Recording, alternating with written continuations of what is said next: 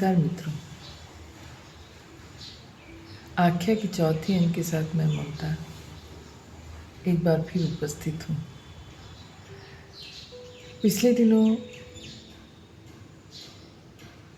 पुरानी पत्रिकाएं पलटते हुए एक ख्याल आया कि क्या किया जाए इन पत्रिकाओं का।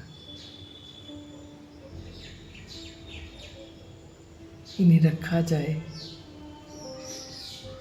या इन्हें हटाकर नई पत्रिकाओं की जगह बनाई जाए।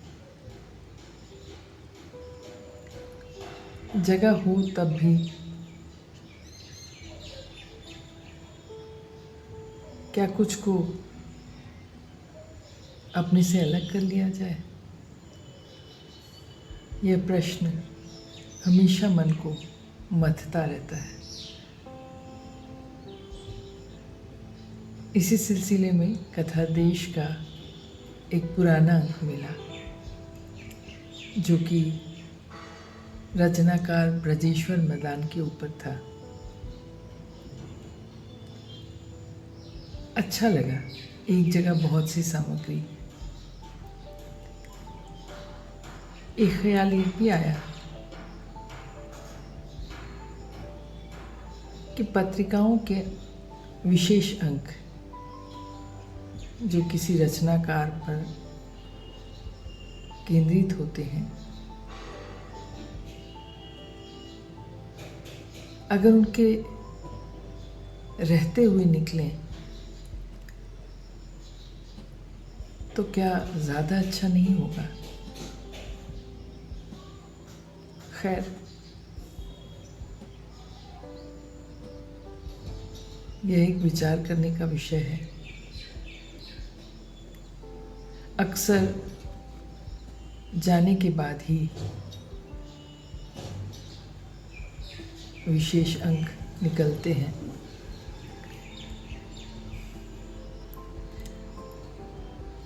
बहरहाल ब्रजेश्वर मदान के अंक को देखकर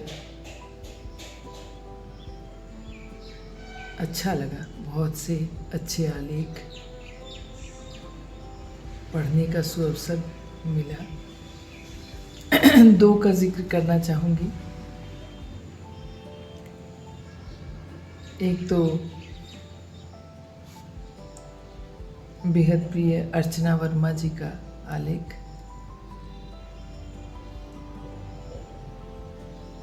और दूसरा प्रभात रंजन जी ने अपने आलेख में, या संस्मरण कर लें, उसमें जो एक बात कही वह बड़ी अच्छी लगी। उन्होंने लिखा कि किस प्रकार एक किताब जो उनकी टेबल पर या उनके कमरे में रह गई थी, उस पर उन्होंने त्वरित तरीके से समीक्षा लिख डाली, और बकौल प्रभात रंजन जी वह समीक्षा अब तक की सबसे अच्छी समीक्षा है।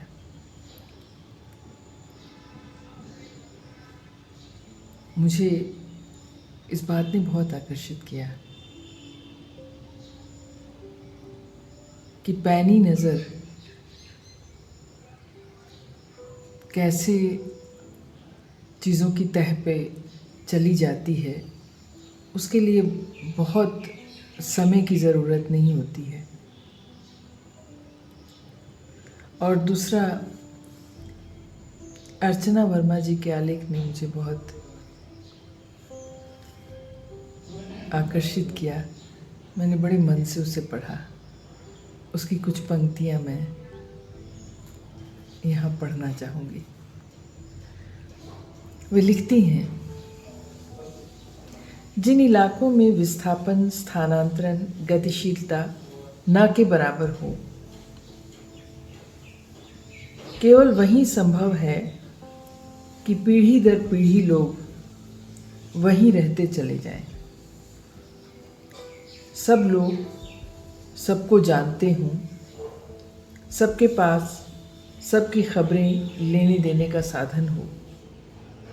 जीवन के साथ संवेदना के पैमाने भी बदलते हैं।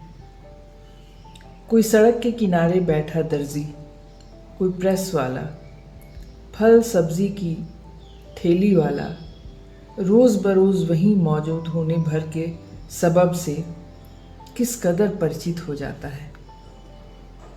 उसका नाम, गांव, बच्चों की गिनती, बच्चों को पढ़ाने की सलाह, तबीयत का हाल चाल, कितने कुछ की साझेदारी। फिर एक दिन वह दिखाई नहीं देता। आप नहीं जानते कहाँ गया।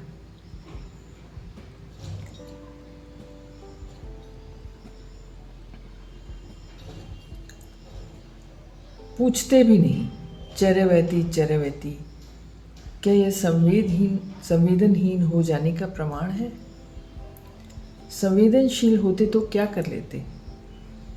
जितना समय का साथ है, सामना है, उतने समय की संवेदनशीलता अपनी छवि के लिए पर्याप्त नहीं लगती क्या? तो समय की संवेदनहीनता पर हाहाकार करके हम खुद को अपने संवेदनशील होने का प्रमाण देते हैं क्या? या फिर भरपाई करते हैं समय रहते जो करना था वह न करने का, न कर सकने का। किसने रोका है किसी को जितना चाहे उतना संवेदनशील होने से? इस आलेख का शीर्षक है ब्रजेश्वर मदान के जाने की खबर। इसमें उन्होंने उनकी जाने की खबर के बरक्स संवेदनहीनता के बारे में उठने वाली चर्चाओं पर अपनी बात रखी है और फिर आगे भी उनके विषय में बहुत कुछ लिखा है। शुक्रिया मित्रों, आज के अंक में इतना ही। फिर मिलते हैं। धन्यवाद।